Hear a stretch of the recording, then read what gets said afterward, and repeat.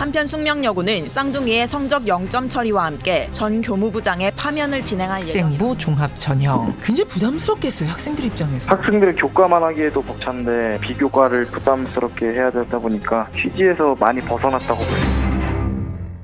자, 지금 시각이 7시 35분 51초 2초 지나고 있습니다. 지금쯤 수험생들 떨리는 마음으로 시험장으로 향하고 있을 시간인 거죠? 예. 그래요. 오늘 수능일 아침 교육 얘기를 좀 해보려고 하는데요. 여러분, 지금의 수학능력 시험은요, 과거의 학력고사나 초창기 수능하고는 다릅니다.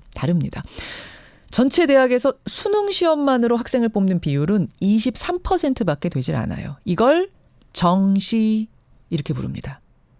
그럼 나머지 77%는 어떻게 뽑느냐? 바로 수시라는 형식으로 학생을 뽑는 건데, 숙명여고 시험지 유출 사건을 계기로 지금 이 수시 제도가 과연 공정한가에 대한 의문이 일고 있는 겁니다. 이 수시 얘기를 좀 해볼 텐데요. 좀 복잡하죠. 제가 일단 설명을 좀 드리고 그 인터뷰를 연결하겠습니다. 이 전체 모집 정원의 77%를 뽑는 수시에는 논술만 보고 뽑는 논술 전형, 특기자 전형 이런 게 있긴 있습니다만 그건 굉장히 적어요. 그리고 수시의 90%는 고등학교 학생부를 보고 뽑는 전형입니다. 그 학생부 중에서도 학생부의 교과 성적만 보고 뽑는 걸 학생부 교과 전형. 교과, 비교과 전부 보고 뽑는 걸 학생부 종합 전형. 이게 학종인 거죠. 동아리는 뭘 했는지, 자원봉사 뭐 했는지, 독서활동, 자기소개서, 교사 추천서까지 다 보는 게 이 학종. 지금까지 우리는요, 이 비교과 부분에서만 공정성 문제를 제기해왔어요. 동아리, 추천서 이런 거 다 믿을 수 있느냐, 수상 경력. 그런데 이번에 숙명여고 사건을 보니까 교과 영역에서조차 내신 성적조차 못 믿는 상황이 된 겁니다. 그러면 지금 이 수시제도 이대로 괜찮은 거냐? 당연히 의문이 나올 수밖에 없는 거죠. 여당의 교육 전문가에게 질문하겠습니다. 국회 교육위원회 소속 더불어민주당 김혜영 의원 연결을 해보죠. 김 의원님 안녕하세요. 예, 반갑습니다. 김혜영입니다. 일단 숙명여고 시험지 유출 사건은 어떻게 보고 계십니까? 예, 먼저 조금 우리가 본질적으로 봐야 될 필요가 있을 것 같은데요. 예. 우리나라 같은 경우에 이 대기업과 중소기업 또 정규직과 비정규직의 임금 격차가 큽니다. 예. 그래서 소위 명문대학에 진학해야 이런 높은 임금을 받을 수 있는 이런 구조가 고착화 되어 있는데요. 그래서 이러한 소위 명문대학에 진학하기 위해서 교육 현장에서 많은 불공정, 심지어는 불법까지 발생하고 있는 것이 매우 안타까운 현실이다. 그렇게 봅니다. 그렇죠. 참 안타까운 현실이에요. 지금 대입에서 이 학생부는 고교생활 3년의 모든 기록이 담긴 건데 이 학생부가 예전과는 비교도 안 되게 중요해진 거 맞죠? 그렇습니다. 예. 전체 모집 인원의 77%가 이 학생부를 보고 뽑는 수시로 뽑는 거기 때문에 굉장히 중요해진 건데 특히 학생들이 많이 선호하는 서울 안에 있는 대학으로 한정하면 그 비율이 예. 어느 정도나 됩니까, 김 의원님? 지금 서울만 한정한 자료는 예. 지금은 제가 조금 확인을 해봐야 될 거요. 전체적으로 비율을 보자면 한국대학교육협의회 예. 자료에 보면요. 예.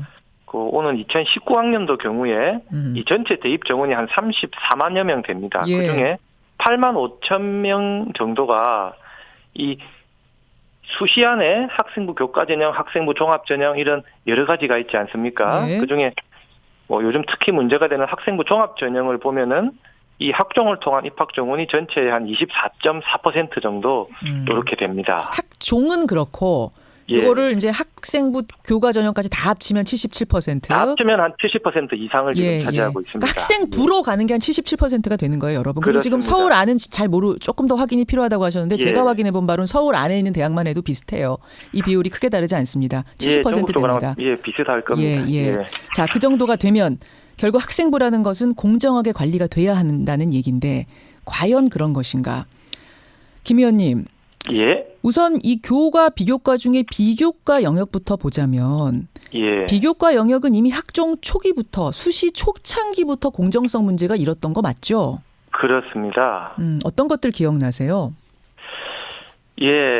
지금 뭐 학부모 종합 전형이다, 엄마 종합 전형이다 이런 말까지 나오고 있는데요. 예. 그런 비교과 부분에 몇 가지 사례를 들어보면요. 예.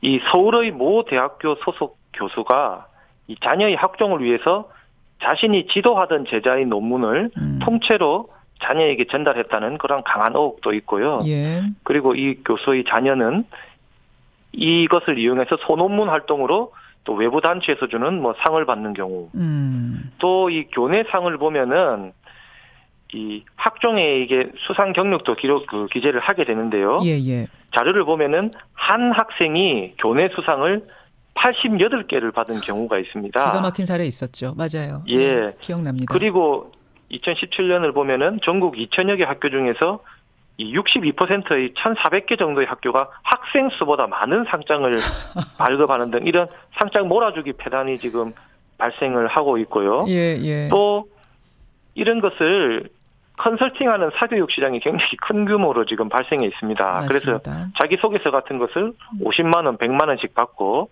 이렇게 제필해주는 뭐 그러한 시장도 굉장히 크게 형성돼 있습니다. 2013년에는 제가 인터뷰했던 게 하나 기억나는데 K대학교 한의예과에 합격한 학생이 있어요. 명문 학교 학과에. 예. 전국 100일장 대회에서 상 타고 봉사상 2회 받고 해외 여러 곳 체험한 보고서 제출하고 이런 경력으로 합격을 한 건데 알고 보니까 전부 다 가짜였어요. 100일장 시는 교사가 대신 써준 거고 봉사활동은 부풀린 거고 해외에는 갔다 온 적도 없고 담임교사가 2,500만 원 받고 조작해 준 게 드러나서 나중에 합격 취소된 이 사례를 제가 소개했던 기억도 나요. 학종을 전체적으로 관리하는데 뭐 1,000여만 원 정도의 비용을 받고 전체적으로 관리해주는 그런 사교육 시장이 지금 많이 횡행하고 있습니다. 바로 그 비교과 영역에서만 우리가 계속해서 공정성을 문제를 제기했던 건데 이번에는 숙명여고 사건은 아예 교과 영역, 그렇습니다. 내신 성적까지 건드렸다는 거잖아요. 예. 어떻게 보세요? 이게 참 심각한 문제인데요. 이 숙명여고 사건은 아마 대충 다 아시지 않습니까? 그 자료를 보면은 뭐 한 과목 정도만 예를 들어 보면요. 이 국어의 경우를 보면은 언니는 1학년 1학기 때 107등, 동생이 82등을 합니다. 그런데 2학년 1학기에 나란히 전교 1등을 합니다. 내신에서. 그런데 모의고사의 경우에는 언니는 1학년 9월 모의고사 언어 영역에서 전교 68등. 근데 2학년 3월에는 459등. 또 동생도 모의고사에서는 같은 기간 130등에서 301등으로 이렇게 큰 폭으로 또 하락하는 이러한 결과가 있는데요.